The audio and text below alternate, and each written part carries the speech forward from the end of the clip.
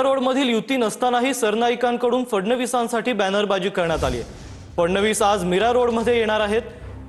सरनाईकांकडून त्यांच्या स्वागतासाठीही बॅनरबाजी करण्यात आले। मीरा भाईंदरमध्ये भाजप शिंदेची शिवसेना स्वतंत्र निवडणुकीच्या रिंगणात आहेत।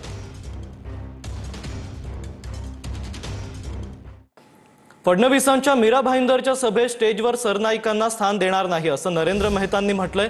प्रताप सरनाईक आले तर त्यांना स्टेजवरून खाली उतरवणार असा इशारा आता नरेंद्र मेहता यांनी दिलाय।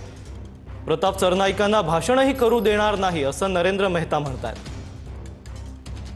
कोण स्टेजवर उपस्थित राहणार? स्वतः प्रताप सरनाईक सुद्धा येणार आहेत स्वागतासाठी। कसं नाही, स्वागताला आल्यानंतर आम्ही त्याला खाली पाठवू। आम्ही स्टेजवर त्यांना स्थान नाही देणार।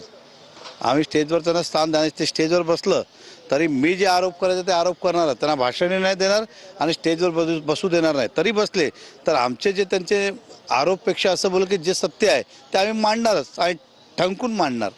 राज्यात सध्या महापालिका निवडणुकीची रणधुमाळी सुरू आहे। प्रत्येक ठिकाणी कट्ट्यावर चहा टपरीवर राजकीय चर्चा होताना दिसतात। त्यामुळे अकोल्यातील सिव्हिल लाईन चौकातल्या सर्वाधिक गर्दीत ठिकाण असलेल्या मधु चायवालाने आपल्या टपरीवर लावलेलं सूचनेचं बोर्ड सर्वांचं लक्ष वेधून घेतंय। येथे चहा घेताना कोणतीही राजकीय चर्चा किंवा वाद न घालण्याची सूचना त्यांनी ग्राहकांना केली आहे।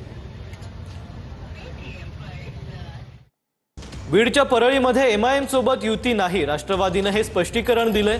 राष्ट्रवादीच्या परळी तालुकाध्यक्ष वैजनाथ कांबळेंचं हे स्पष्टीकरण समोर आलंय। एमआयएमच्या सदस्यानं सभागृहात गटनेता निवडताना पाठिंबा दिला असं वैजनाथ कांबळे यांनी म्हटलंय। राष्ट्रवादीची भूमिका सोडलेली नाही असं स्पष्टीकरण आता कांबळेंनी दिलंय।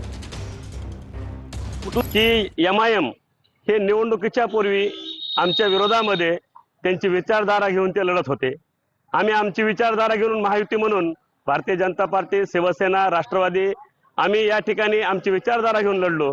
आम्ही निवडणुकीपूर्वी एकमेकाच्या विरोधात होतो, पण निवडणूक झाल्याच्या नंतर या ठिकाणी आमचा कुठलाही विरोध या ठिकाणी सभागृहामध्ये एकमेकाला असणार नाही।